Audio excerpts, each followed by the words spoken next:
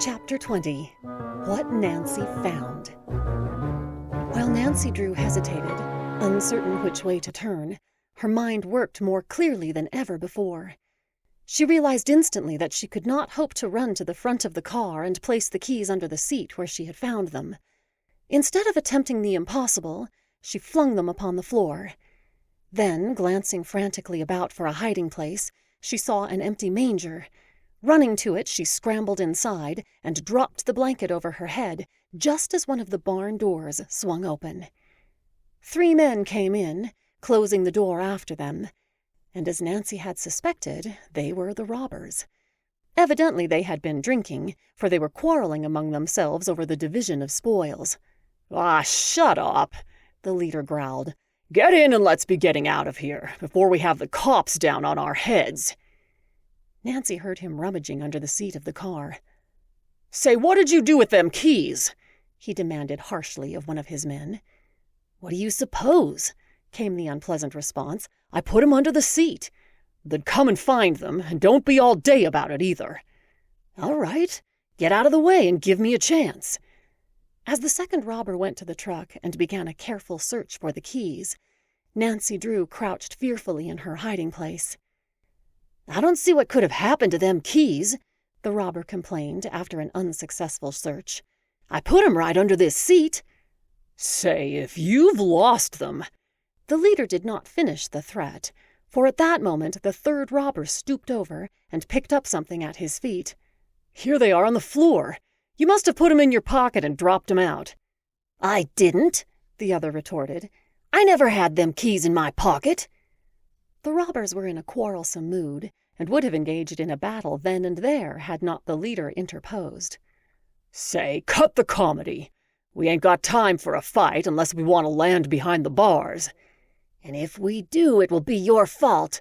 You left that girl to starve—" "Shut up!" the leader snarled. He rattled the rear door of the van and found it locked. "There's no harm done this time. No one has meddled with the truck. Now get in before I give you a swift kick." After a few more angry words, the 3 robbers climbed into the front seat and started the engine. Due to their inebriated condition, they had overlooked the barn doors, and before the van could be backed from the building, it was necessary for one of the men to get out and fasten them back. In relief, Nancy watched the men go. The moment they were a safe distance from the barn, she scrambled out of the manger. She paused long enough to make certain that the van had taken the road to Garwin. Then, clutching the precious clock in her arms, she turned and ran. As Nancy darted into the woods, she cast an anxious glance over her shoulder, but to her intense relief she saw that she was not being followed. There was no one to be seen in the vicinity of the roadhouse, and the big moving van was proceeding slowly on its way toward Garwin, the occupants oblivious that their whereabouts had been discovered. "I had a narrow escape that time," Nancy told herself as she ran. "I hate to think of my fate if I had been discovered." She chuckled softly at her own bravado and clutched the mantel clock more tightly in her arms. "Oh well, it was worth the risk I took." It was dark in the woods, and Nancy could see only a few feet ahead of her. To her chagrin, she discovered that she had left her automobile flashlight somewhere in the barn, probably in the manger. There was no time to go back after it. Confident that her sense of direction was good, she plunged through the bushes toward the place where she had parked her roadster. "I'm sure the clock is the right one," she thought. "Now, if it only contains Josiah Crowley's notebook." In the timber there was insufficient light for her to examine the clock, but from the hasty glance she had given it in the barn, she was almost certain it was the timepiece Abigail Rowan had described to her. If the old woman's story was correct, she would find Josiah Crowley's notebook inside. Reaching the roadster and finding it exactly as she had left it, the girl sprang inside. "I'll go for the police as fast as I can and send them after the robbers," she decided. "The Tophams don't deserve any consideration, but I couldn't be mean enough to sit quietly by and let them lose their household goods." Then, as she was about to start the motor, her glance fell upon the Crowley clock, which she had placed on the seat beside her. She was fairly overcome with curiosity to learn what it would reveal.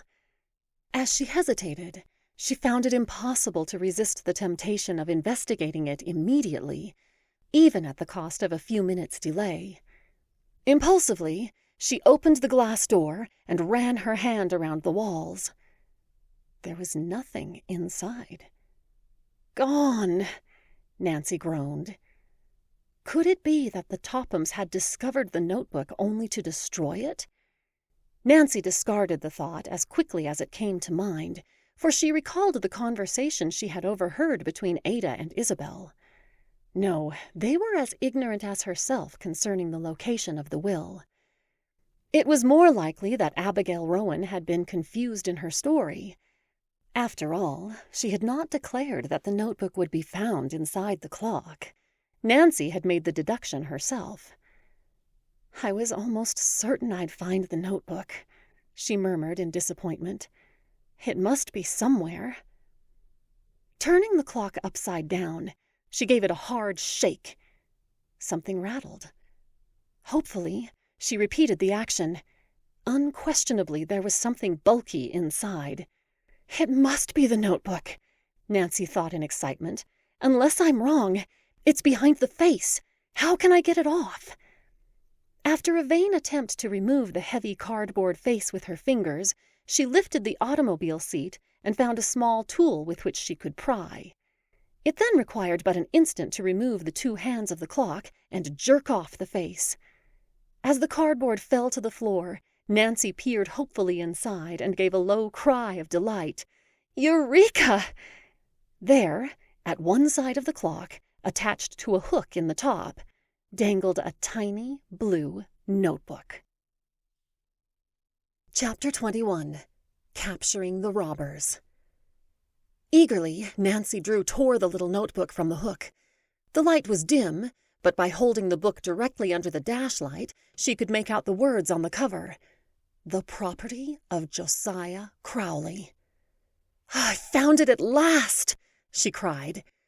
Quickly turning the first few pages, she saw that they were yellowed with age.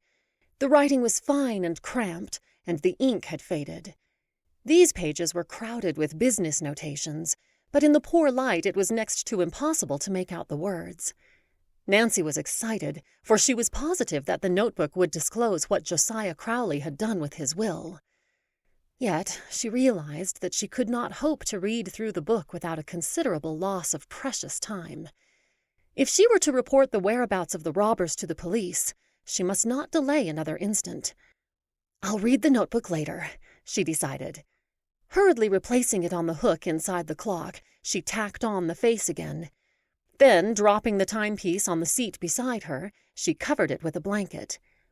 Starting the engine, she skillfully backed the roadster and headed for the main road. Reaching the highway, she cast an anxious glance in the direction the robbers had taken. There was no sign of a light on the road. The moving van had disappeared.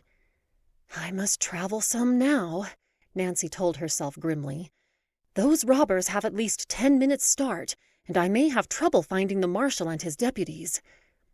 Bending low over the steering wheel, she deliberately stepped hard on the accelerator. The roadster leaped forward as though it, too, comprehended the need for haste. "If those men reach Garwin before the marshal overtakes them, there won't be 1 chance in 100 of capturing them," Nancy thought. "It was foolish of me to take time to look at the clock." Presently, reaching the fork in the road, she selected the right-hand turn, and with undiminished speed rushed on. She had gone several miles beyond the fork when far ahead she caught sight of an automobile headlight. Nancy promptly reduced the speed of the car. "The marshal and his deputies may have given up the search and are coming back," she reasoned. "I must be careful not to pass them." As the automobile approached, Nancy slowed her roadster practically to a standstill. Then, as she recognized the police car, she brought her own automobile to a halt.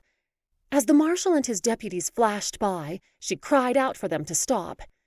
There was a loud screeching of brakes as the police car came to an abrupt halt. Springing from the roadster, Nancy ran forward. "Quick!" she called to the marshal. "The robbers have taken the road to Garwin. If you hurry, you can overtake them. Go on and I'll follow." Without waiting for more, the marshal and his deputies drove off at top speed. The automobile rounded a bend and was lost to view. For an instant, Nancy Drew stood looking after it. Then, springing into her roadster, she too was off. Following close behind the police car, the girl sped down the road in pursuit of the robbers. The two automobiles passed the roadhouse beyond the fork and raced toward Garwin. "We should have overtaken the robbers by this time," Nancy told herself anxiously, after a number of miles had been traversed, and there was still no sign of a moving van. "They can't have gone very far." 10 minutes passed. Then, unexpectedly, she caught a glimpse of a red tail light on the road far ahead. "It must be the van," Nancy thought. "The light doesn't appear to be moving fast enough for an automobile." Evidently, the marshal and his deputies were of the same opinion, for at that moment the police car slowed down. "Don't fire unless it's necessary," the marshal ordered his men. "But if they resist, pepper them." Cautiously the police car approached. As the headlight played upon the rear of the van, Nancy saw the license plate clearly and recognized the numbers. Then, as the van pulled over to the side of the road, the police car drove alongside. "Halt!" came the order. The van did not stop. Instead, it put on additional speed and crowded the police car toward the ditch. Nancy's heart was in her mouth as she watched, for it seemed certain that the marshal and his deputies were doomed. At the very edge of the road, the police car, by a sudden spurt of speed, forged ahead and averted disaster. "Halt!" rang out the warning cry a second time. "Halt, or we'll fire!" There was a sharp crack of a revolver as the robbers fired the first shot. The marshal and his deputies answered with a quick volley. One of the shots found its mark, the front tire. The van swerved in the road, and as the two side wheels went off into a steep ditch, toppled over. In an instant the marshal and his men were out of the police car and had covered the three robbers. So easily had the van tipped on its side that the men were not injured, but the unexpected jar had thrown them off their guard. "Take their guns," the marshal ordered. A deputy relieved the three men of their revolvers and searched their pockets for other dangerous weapons. Another deputy handcuffed them. By this time Nancy, who had stopped her roadster at the side of the road, reached the scene. As she came running up, the marshal turned to her. "Can you identify these men?" As a light was flashed upon each of the robbers in turn, Nancy nodded. "There is the man who locked me up and left me to starve," she declared, pointing to the leader of the robber band. "And the stolen goods are in the van." "They'll get 10 or 20 years for this," the marshal promised. "We'll hold them on several charges. You are willing to testify against them, I suppose?" "Yes, if it is necessary," Nancy promised reluctantly. "But I don't live in this county, and I'm anxious to get home right away. It seems to me you have enough evidence to convict them." "Well, if you don't want to, I guess there's no need for you to go back with us," the marshal admitted. "I'll take your address, and if your testimony should be required later, I'll get in touch with you." As Nancy told the marshal her name and address, he glanced at her with new interest. "So, you're the daughter of Carson Drew. I see you're following in his footsteps. Starting in young, aren't you?" Nancy laughed. "It was only an accident that took me to the Topham bungalow at the critical moment," she protested modestly. "I don't deserve any credit for the roundup." "Not many girls would have used their brains the way you did," the marshal observed. "Unless I'm mistaken, these robbers are old hands at the game. They have been plying their trade around Moon Lake for a number of seasons. The residents will be mighty grateful for what you've done. And that Mrs. Topham you spoke of, she ought to give you a liberal reward for saving her household goods." Nancy shook her head. "I don't want a reward." "Just the same, you've earned one," the marshal insisted.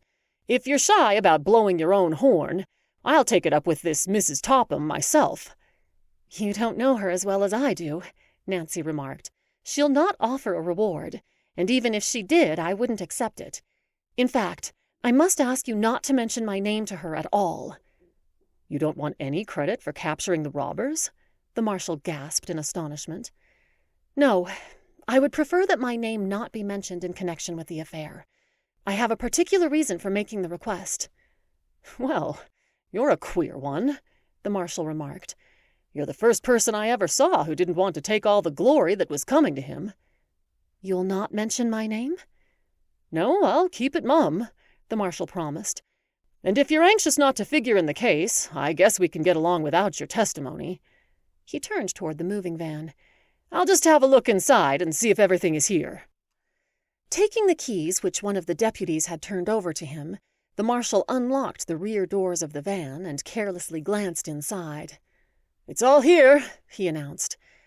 Nancy smiled and thought of the clock, which at the moment was hidden under a blanket in her roadster less than a dozen yards away. "Let's be getting away from here," the marshal directed briskly. He singled out one of the deputies. "You stay here and guard the stolen goods until we can send another truck after it. I'll see to it that these robbers land behind bars, and then I'll come back." "Just a minute," Nancy interposed, as the marshal was about to escort the 3 robbers to the police car. "I want to ask a few questions." She turned to the leader of the robbers. "It was you who stole the keys from Jeff Tucker after getting him drunk, wasn't it?" "What if I did?" the robber growled. "I wish I'd finished him." Unceremoniously, the 3 prisoners were crowded into the police car. One of the deputies took the steering wheel, and another stood on the running board, covering the robbers with his revolver. There was no room left for the marshal. "Are you going back through town?" he asked Nancy. "Yes, it's right on my way to River Heights," she responded without a thought as to the purpose of the question. "Then if you don't mind, I'll ride back with you. There isn't room in the police car." Why, of course," Nancy stammered. At once she thought of the clock, which she had left on the seat of the roadster.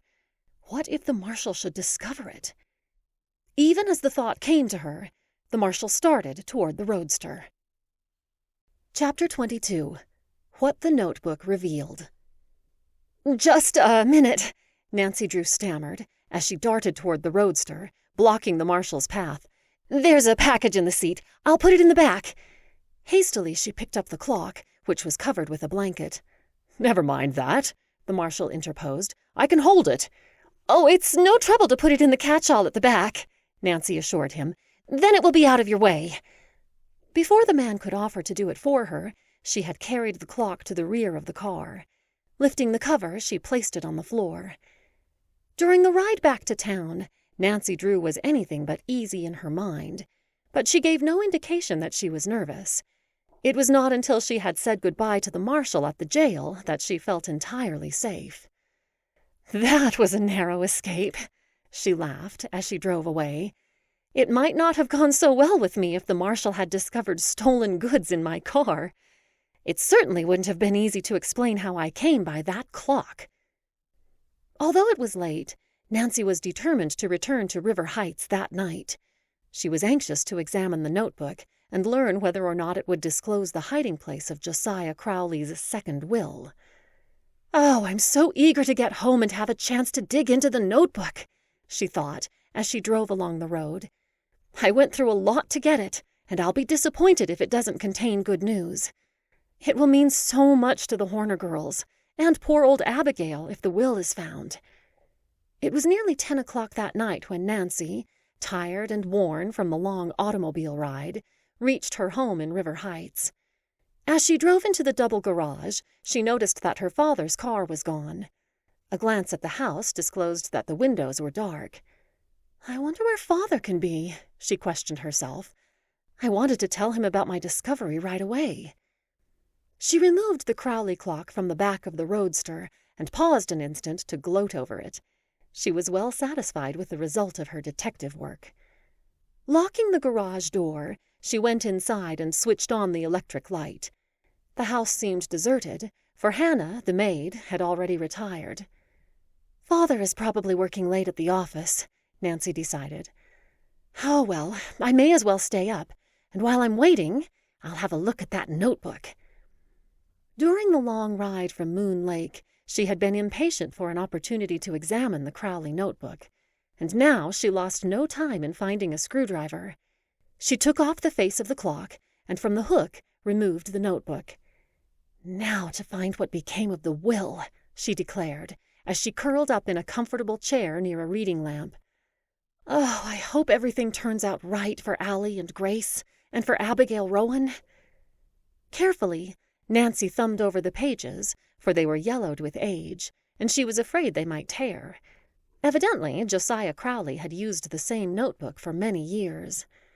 Page after page the girl read, perusing inconsequential memoranda and numerous notations of property owned by Josiah Crowley, as well as various business transactions made by him. Nancy was surprised at the list of stocks, bonds, and notes which apparently belonged to the estate. The amount reached well over $300,000. "I had no idea Josiah Crowley had that much money," she murmured. After a time she grew impatient of the seemingly endless list, and skipping many pages, turned ahead. Suddenly the phrase, "my will," caught and held her attention. Eagerly Nancy pounced upon it and began to read. "I found it at last!" she told herself in excitement.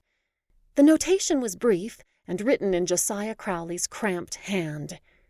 "To whom it may concern, my last will and testament will be found in Safety Deposit Box number 148 in the Masonville National Bank.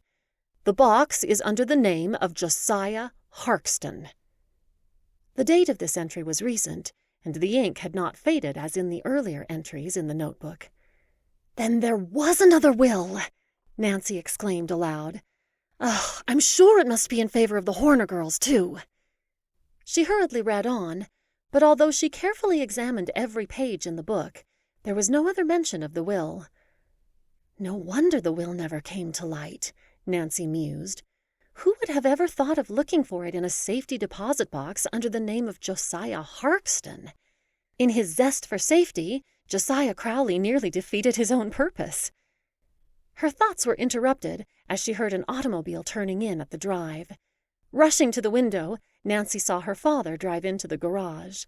As he opened the front door, she ran to meet him. "Why, hello, Nancy," he greeted her in surprise. "If I had known you were here, I'd have come home sooner. I was doing some special work on a case. Back from Moon Lake early, aren't you?" "Yes," Nancy admitted, trying to hide her excitement, "but for a good reason." Before her father could remove his hat, she plunged into the story of her adventures, and ended by showing him the notebook which she had found inside the mantel clock. When she had finished, Carson Drew stared at her with mingled pride and amusement. "You're a regular detective, Nancy." "You're making fun of me." Carson Drew's face sobered. "No, I'm proud of what you've done, Nancy. I couldn't have done better myself. Perhaps not so well. You took a real risk when you encountered those robbers. But so long as you are back home, safe and sound, it doesn't matter."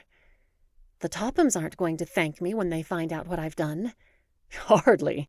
They may accuse you of stealing their clock.